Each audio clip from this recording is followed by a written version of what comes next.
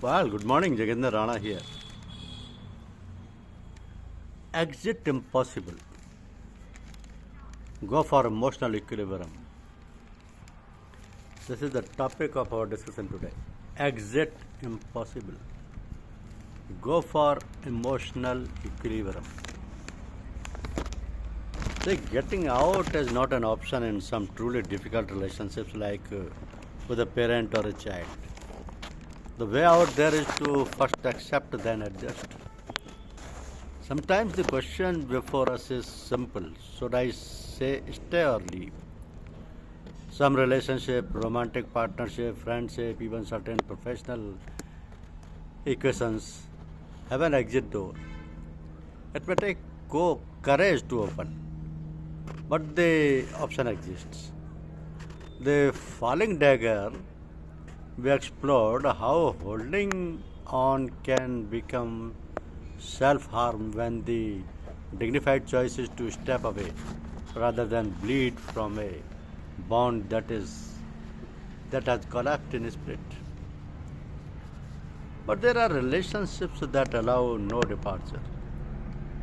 Ties we are born into or obligated by hardly offer the relief of an exit. Relationship framed not by choice but circumstance, such as aging parents navigating their later years, children spiraling through emotional storms, siblings locked in each other's histories, partners tied by responsibilities and certain family bonds intertwined with culture, duty, and time. Honorable exit loses its meaning here because exit is neither honorable nor possible, and yet the emotional terrain of these relationships can be as stormy as draining and sometimes more confounding than toxic ties we can walk away from. But all suffering is not the same. When a relationship is toxic but escapable, the dilemma is moral and emotional, but its mechanics, straightforward, level, heal, rebuild. But when a relationship is painful but inextricable, the mechanics shift. You cannot leave a parent in emotional wilderness because the years have turned them brittle. You cannot abandon a child because their choice frighten you. You cannot rewrite decade of family entanglement by slamming a symbolic door. In such relationships, the choice is not exit, but equilibrium. Equilibrium does not arrive in dramatic gesture or in sudden clarity. It begins almost imperceptibly once we accept the relationship will not change. A parent's temperament won't soften because we wish it.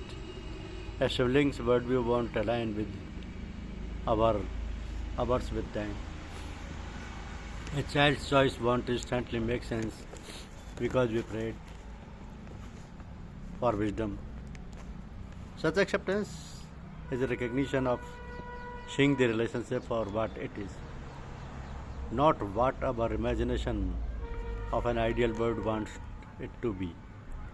So acceptance is yet only the first layer. Beyond it lies adjustment, rearranging our inner world as another's behavior does not bruise us. Adjustment is often mistaken for compromise, but the two are entirely different. Compromise is a diminishment of self adjustment, a refinement of perception. Compromise demands we shrink, adjustment seeks we see. Adjustment becomes not a choice but a form of emotional intelligence. When it comes to a relationship, we can't exit. So, a reader put it beautifully, some relationships cannot be surgically removed. They are too deeply woven and they rebound with time. So, family ties do not respond to metaphors of finance or surgery the way romantic relationships at times. You cannot cut losses with a parent, nor can you amputate a child's presence in your life. What you can do, however, to recognize that certain emotional wounds requires empathy more than solutions, patience more than logic, spaciousness more than corrections. So, what about the pain of an exit without one's consent? What the other personal leaves? So, the aftermath is not merely heartbreak but disorientation.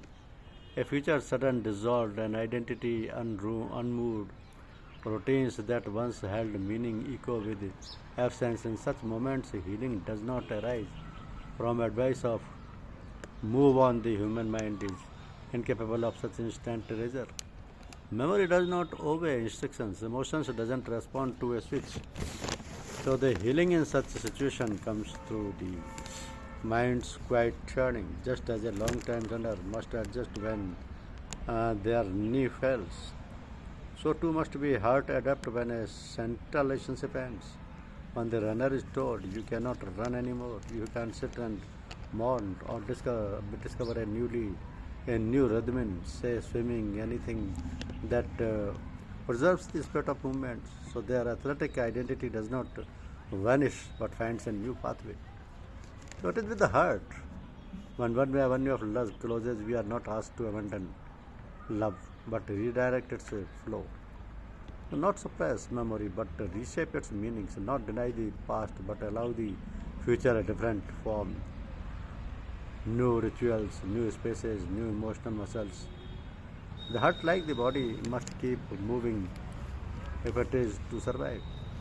So forgiveness in this landscape becomes less a virtue, more a detox, an emotional release. Forgiveness does not rewrite the past nor absolve the other. It simply allows us to stop carrying the weight and relationship without exit. So forgiveness and acceptance become the only way to breathe. For unforeseen exits, redirecting the flow of hurt becomes the only way to walk forward without dragging a chain. So life does not always give us choice, but it does give us response. When we cannot leave, we can expand. When we cannot undo history, we can reinterpret it. When we cannot forget, we must outgrow. So the deepest maturity in relationship comes when we stop asking, how do I change this situation? And begin asking, how do I shift within it?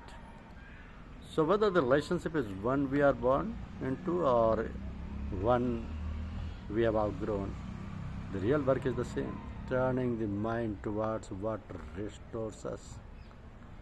Love, whether for others or for the self, is not meant to imprison but to eliminate. And healing finally is not the erasure of what hurt us, but expansion and discovery of what strengthens us. Thank you. Thank you very much.